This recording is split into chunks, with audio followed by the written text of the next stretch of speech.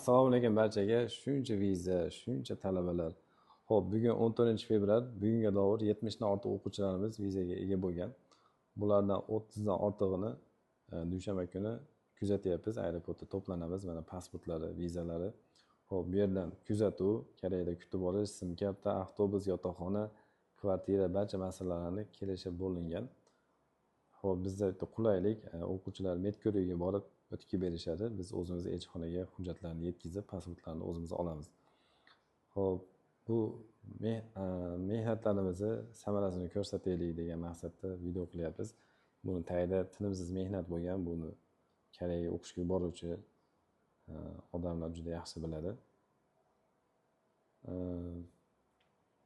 Rahmat sizlarga ham shu biz bilan birga hamkorlik qilib biz bilan ishlaganlar uchun. Biz ham sizlarning oldinglarda 90% vazifamizni bajarib berdik. Ishonchinglarni oqladik degan maqsaddamiz, umiddamiz. Safarlar bexatar beshikasi bo'lsin. Hamma o'quvchilarga omad tilaymiz. Bu boshlanishi, xudo xolasa, boyagi semestrda endi bugungacha olingan vizalar, xudo xolasa keyingi vizalarni ham shunaqa qilib video qilishga harakat qilamiz yoki biz Instagram kanalimizdan kuzatib tursanglar, vizalar natijalarini qo'yib boramiz. Hammaga omad.